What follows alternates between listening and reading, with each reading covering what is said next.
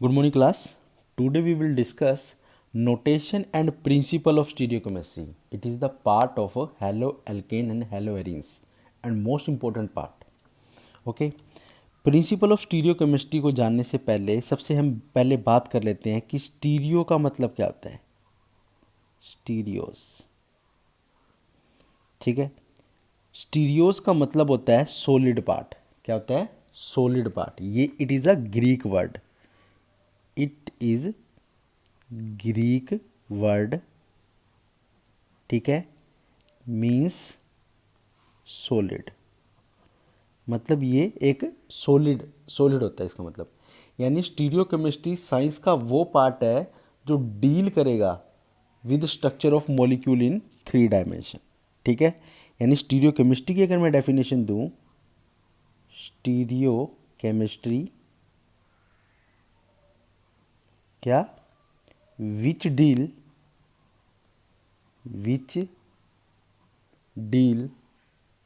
with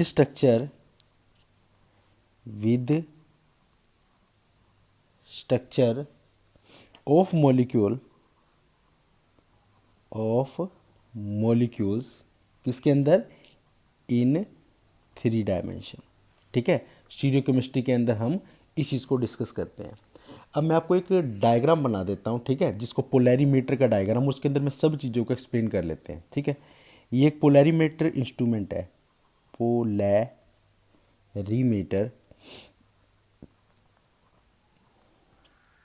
ठीक है। Polarimeter हो गया। मैं इसके ऊपर एक डायग्राम बना देता हूँ और उस डायग्राम से हमें सारा क्लियर हो जाएगा। हमने ले लिया कोई एक लाइट, ठीक है, ये सोर्स है, हो गया सोर्स, ठीक है, लाइट सोर्स,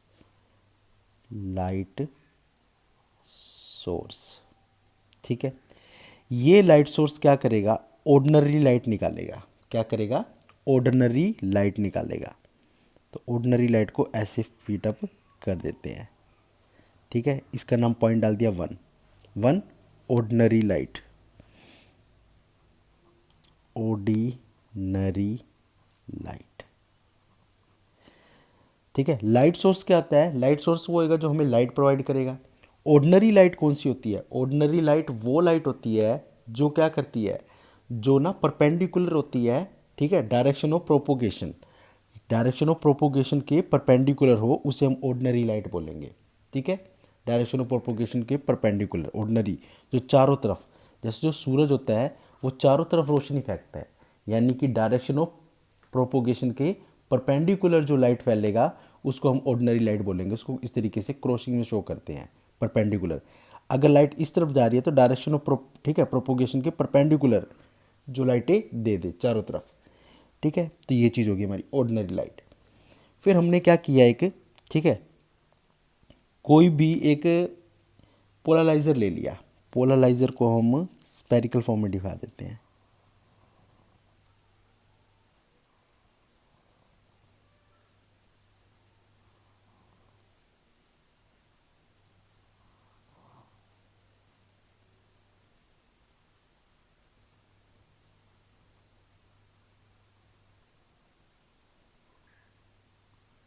ठीक है। ये हमारा एक पोलराइजर है, पोलराइजर,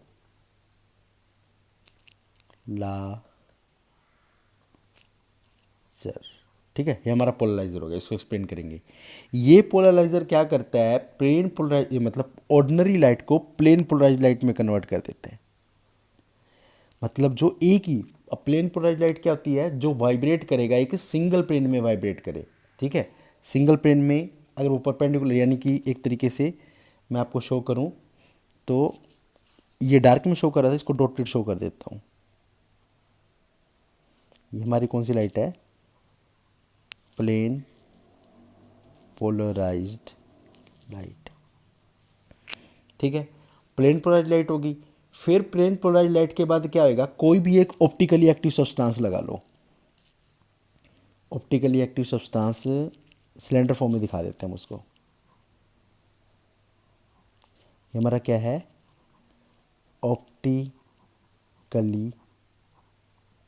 एक्टिव सब्सटेंस, ठीक है। ये ऑप्टिकली एक्टिव सब्सटेंस क्या करेगा, प्लेन पोलराइज लाइट को या तो लेफ्ट हैंड मूव करवाएगा या right hand. Left hand move करवाएगा तो हम इसको लीबो रोटेटरी कहते हैं, जिसमें माइनस साइन शो करते हैं, और राइट हैंड मूव करवाएगा तो इसको डेक्सो रोटेटरी, डेक्सो लीवो, ठीक है, लीवो रोटेटरी। और एक बात और याद रखना, डिवो रोटेटरी को, ठीक है, लीवो रोटेटरी, ठीक है। हमें पता लग गया left hand side, right hand side, इससे हमें ये चीज़ हमें यहाँ से क्लियर हो जाएगी। और कितने एंगल से ये मूव कर रहा है, ठीक है, कितने एंगल से लेफ्ट मूव कर रहा है या एंगल, ये पोलराइजर का काम करता है, ठीक है। फिर उसके बाद हम एनालाइजर यूज़ कर लेते हैं कि कितने एंगल से मूव हुआ है। यहाँ पर हम एक और एनालाइजर लगा देते हैं, जैसे पोलराइजर होता है वैसे एनालाइजर होता है। उसके बाद हम रोटेशन को नोट कर लेते हैं, ठीक है। अब देखो ध्यान से, मैं एक एक चीज़ को एक्सप्लेन करता हूँ। सबसे पहले हमारा ऑर्डिनरी लाइन, ये हमने ले लिया ऑर्डिनरी लाइट।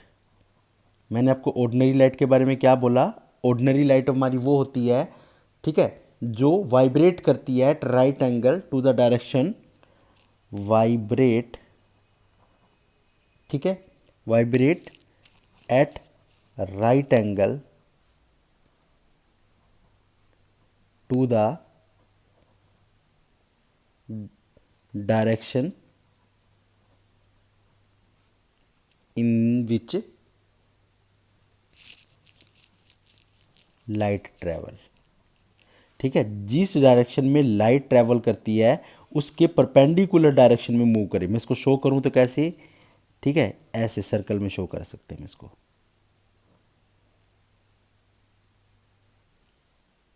ठीक है। ये हमारी ऑर्डिनरी लाइट है, which vibrate at right angle to the direction of, अगर लाइट इस तरफ जा रही है तो उसके परपेंडिकुलर जो डायरेक्शन मूवमेंट शो करेगा वो हमारी ऑर्डिनरी लाइट होगी, ठीक है। फिर मैंने क्या बताया तुम्हें सेकंड पॉइंट पे, पोलराइजर, पोलराइजर, ठीक है। पोलराइजर क्या होएगा, एक ऐसा सब्सटेंस, ठीक है, यानी पोलराइजर में आप क्या यूज़ करते हो, कैलेकाइट, ये एक पोलराइजर की तरह काम करता है, ठीक है। फॉर्मूला हम क्या बोल सकते हैं, CaCO3, कैल्शियम कार्बोनेट, ठीक है। कैलकाइट बोलते हैं, पर्टिकुलर किसकी फॉर्म होती है, ये कैल्शियम कार्बोनेट की फॉर्म होती है, ये फॉर्म ऑफ कैल्शियम कार्बोनेट, ठीक है। ये क्या करेगा, ठीक है, ये कैलाकाइट है जिस कैल्शियम कार्बोनेट किसकी फॉर्म, ठीक है। इससे हम क्या बनाते हैं, निकोल प्रिज्म बनाते हैं, निकोल प्रिज्म, ये हमारा निकोल प्रिज्म है which is made up of calcite, act as क्या करेगा, हमारा पोलराइजर का काम करता है ये पोलराइजर, जिसके अंदर से ऑर्डिनरी लाइट पास होती है, ठीक है।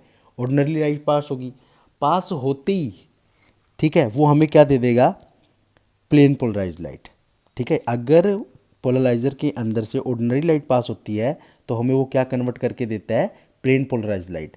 अब थर्ड पॉइंट क्या बनेगा हमारा, प्लेन पोलराइज्ड लाइट। अब प्लेन पोलराइज्ड लाइट क्या है भाई, प्लेन पोलराइज्ड लाइट वो है जो single, which vibrate in single plane, ठीक है, जो सिंगल प्लेन में वाइब्रेट करे उसको हम बोलेंगे, इसको डायरेक्शन कैसे शो करेंगे, ऐसे शो कर सकते हैं, परपेंडिकुलर नहीं, अब सिंगल डायरेक्शन में इसको शो कर दिया, प्लेन पोलराइज लाइट होगी। वापस चलो, प्लेन पोलराइज के बाद हमने ऑप्टिकली एक्टिव सब्सटेंस बताया, इस ऑप्टिकली एक्टिव सब्सटेंस को आप क्या बोलोगे, ऑप्टिकली एक्टिव सब्सटेंस वो होता है जो प्लेन पोलराइज लाइट को या तो लेफ्ट मूव करे या राइट मूव करे। अगर वो लेफ्ट में मूव करेगा तो उसे लीवो रोटेटरी बोलते हैं, जिसको एंटी क्लॉकवाइज होता है, और अगर वो राइट हैंड साइड मूव करेगा तो हम उसको डेक्सो रोटेटरी बोलते हैं। फिर उसके बाद पोलराइजर हो गया, फिर एनालाइजर। एनालाइजर ये मेजर करेगा कि कितने एंगल से ऑर्डिनरी लाइट के रिस्पेक्ट में ये मूवमेंट हुई है, लेफ्ट की तरफ या राइट की तरफ। इसी इंस्ट्रूमेंट को पोलैरीमीटर बोला जाता है। पोलैरीमीटर इज एन इंस्ट्रूमेंट, ठीक है, which is use to measure angle by which plane polarise light is rotate, यानी कि प्लेन पोलराइज लाइट कितने एंगल पे मूव करता है, वो काम पोलैरीमीटर का होता है, ठीक है। समझ आ गया होगा, I hope so. Plane polarise, polariser, analyser, ये सब क्या होते हैं। Our next topic is molecular asymmetric chiral and enantiomer. पहले मैं आपको सिमेट्रिक और एसिमेट्रिक बता देता हूँ। देखो सिमेट्रिक का मतलब क्या होता है, सिमेट्रिक, असिमेट्रिक। देखो सिमेट्री का मतलब क्या होता है, जब किसी भी ऑब्जेक्ट को आप टू इक्वल पार्ट में ब्रेक डाउन करो। मैं एग्जांपल ले लेता हूँ। एग्जांपल में मैंने ले लिया बॉल, ठीक है, बॉल ले लो। और एग्जांपल आप क्या ले सकते हो सिमेट्री के अंदर, क्यूब और कॉन, ठीक है। मैं बॉल का एग्जांपल ले लेता हूँ, ये हमारी बॉल होगी। जब आप उस बॉल को, ठीक है, क्या करोगे, डिवाइड कर दोगे। डिवाइड करने की वजह से उसका ए और बी पार्ट एक दूसरे के ऊपर फिट आ जाए, ए इज इक्वल टू बी, ठीक है। और जिस पार्ट से आपने इसको डिवाइड किया है, हम उसको बोलते हैं plane of symmetry, plane of symmetry, ठीक है। आपने बॉल को इक्वल पार्ट में डिवाइड कर दिया, जब ए और बी एक दूसरे के ऊपर फिट आ जाए, दैट इज कॉल्ड एस, मतलब सिमेट्री। और असिमेट्री के अंदर क्या होएगा, जब आप किसी चीज़ को ब्रेक डाउन करो और वो, उस केस में क्या आएगा, ए नॉट इक्वल टू बी, यानी, ठीक है, ए नॉट इक्वल टू बी आ जाए, उस केस में हम उसको असिमेट्री बोलते हैं। एग्जाम्पल आप क्या दे सकते हो, pair of hand, pair of hands, ठीक है। पेयर ऑफ हैंड बहुत ही कॉमन मोस्ट एग्जाम्पल माना जाता है इसका।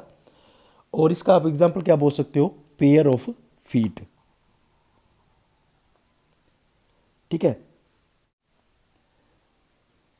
ठीक है। Pair of hand and pair of feet, ये दोनों इसके मोस्ट एग्जाम्पल हो गए एसिमेट्रिक के, ठीक है, ये चीज़। चलो सिमेट्रिकल और एसिमेट्रिकल को तो हमें पता लग गया कि ये एक दूसरे के ऊपर फिट ना है।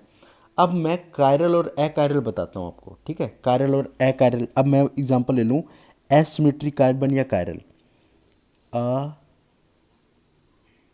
असिमेट्रिक कार्बन क्या बोलते हैं, इसी को हम स्टीरियो कार्बन भी बोलते हैं, और इसी को हम कायरल कार्बन भी बोलते हैं, कायरल कार्बन।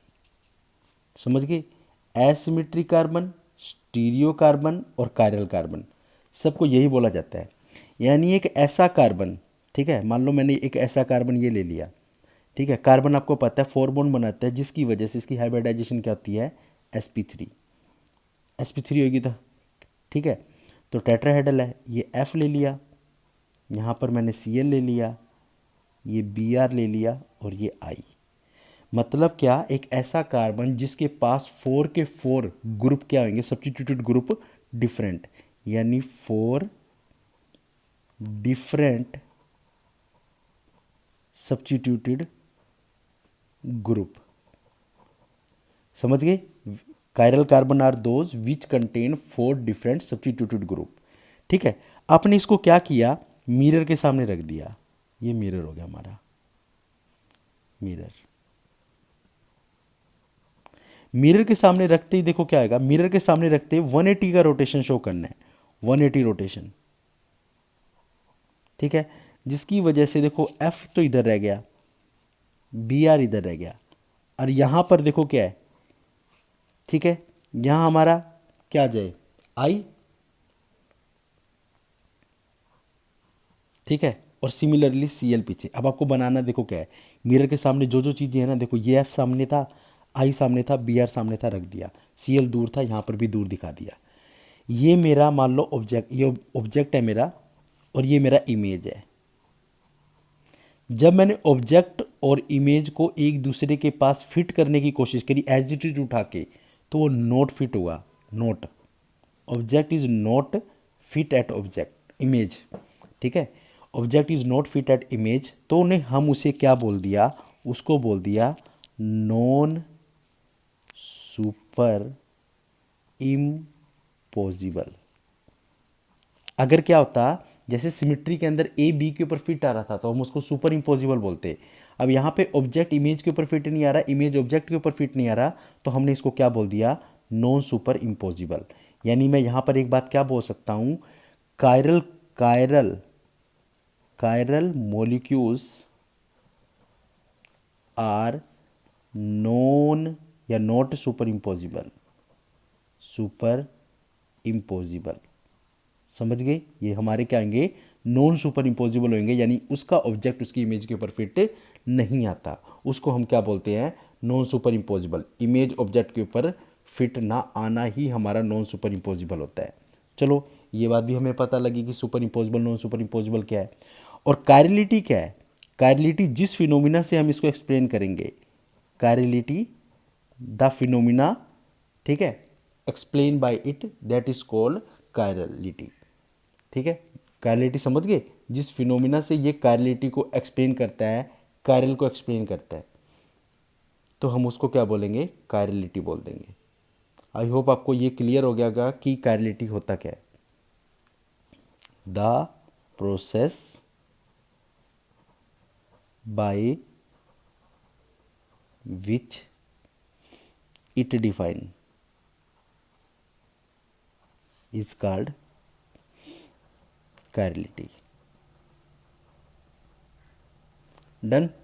ठीक है, तो हमने क्या क्या पढ़ लिया, मोलिकुलर सिमेट्रिक, एसिमेट्रिक, कायरलिटी। अब बात आती है हमारा नेक्स्ट, इनैंशोमर। इनैंशोमर को देखो हम कैसे एक्सप्लेन करेंगे, ENA एनैंशोमर्स। इनैंशोमर को हमने ऐसे एक्सप्लेन कर दिया, ठीक है, ये एक पेयर होता है जिससे ऑब्जेक्ट और इमेज, ठीक है, यानी it is the pair of क्या, कायरल कार्बन का, कायरल कार्बन का एक ऐसा पेयर, ठीक है, जो एक दूसरे के ऊपर फिट ना आए। यानी कि इनैंशोमर की अगर आप डेफिनेशन दो तो क्या आएगा, are the stereoisomer are the stereoisomer that are related to each other as non superimposable, non superimposable, ठीक है, जो non super imposable mirror image होंगे, मिरर इमेज, यानी वो स्टीरियो आइसोमर जो एक दूसरे को रिलेट करेंगे but non super imposable. Best example आप यही दे सकते हो, ये ऑब्जेक्ट भी कायरल है, ये भी कायरल है, बट ये एक दूसरे के नॉन सुपर इम्पोजिबल है, तो इस तरीके के को हम क्या बोलते हैं, इनैंशोमर। क्लियर हो जाएगा हमारा, इनैंशोमर यानी कि कायरल मॉलिक्यूल और उसका मिरर इमेज दोनों टुगेदर पेयर को हम क्या बोलेंगे, इनैंशोमर। ठीक है, लिखने की तो जरूरत नहीं है, पेयर इमेज या, ठीक है, पेयर किसका, कायरल का, इमेज और ऑब्जेक्ट दोनों ले लोगे तो आपका क्या आ जाएगा, वो इनैंशोमर हो जाएगा। चलो हमें इनैंशोमर भी पता लग गया। इनैंशोमर में कौन कौन से पॉइंट कॉमन आते हैं, अगर मैं इन दोनों की, अगर इन दोनों मॉलिक्यूल को, हमने आइडेंटिकल तो बोला ही है, बस ये रोटेशन का फर्क हो गया, बट इनके अंदर सेम सेम क्या चीज़ आती है, which property same, property same, वो भी मैं बता देता हूँ आपको। देखो बॉइलिंग पॉइंट सेम रहता है इनके बीच में, same boiling point, refractive index, ठीक है, एक तरीके से आप इसका मेल्टिंग पॉइंट भी बोल सकते हो, मेल्टिंग पॉइंट हो गया। और ठीक है, ये लगभग प्रॉपर्टी जो फिजिकल प्रॉपर्टी है किसकी, ऑब्जेक्ट और इमेज की, दोनों क्या होती हैं, सेम सेम होती है। ठीक है, अब हमारा नेक्स्ट प्रॉपर्टी है या नेक्स्ट टॉपिक है जो हमारा, उसको हम बोलते हैं रेसमिक मिक्सचर। वो देखो, racemic mixture and racemisation. First of all हम रेसमिक मिक्सचर के बारे में बोल देते हैं। रेसमिक मिक्सचर एक ऐसा मिक्सचर होता है जिसके अंदर दो इनैंशोमर इक्वल प्रोपोर्शन में होते हैं, और जैसी रोटेशन होती है एक आइसोमर कैंसिल कर देता है, ठीक है, दूसरे आइसोमर की रोटेशन को। इस तरीके, यानी कि दूसरी बात क्या बोल सकते हैं, इनके अंदर जीरो ऑप्टिकल रोटेशन होता है। ठीक है, तो हम इसको डेफिनेशन ले सकते हैं, is a mixture, is mixture containing two enantiomer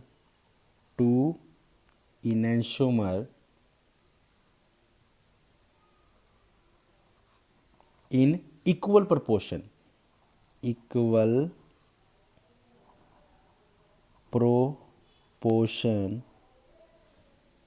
ठीक है, comma as rotation take place,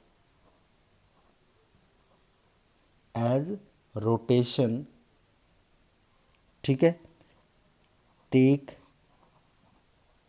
place, ठीक है, one isomer, one isomer will cancel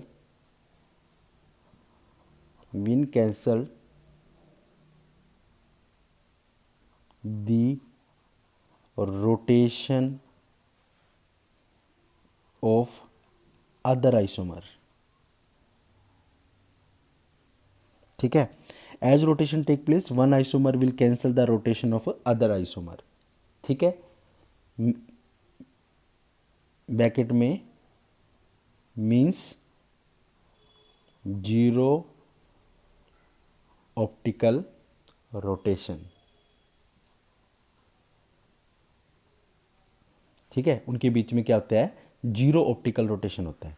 और जो प्रोसेस होता है, द प्रोसेस ऑफ कन्वर्जन, किसका कन्वर्जन हुआ है, the process of conversion of enantiomer into racemic mixture is called racemisation,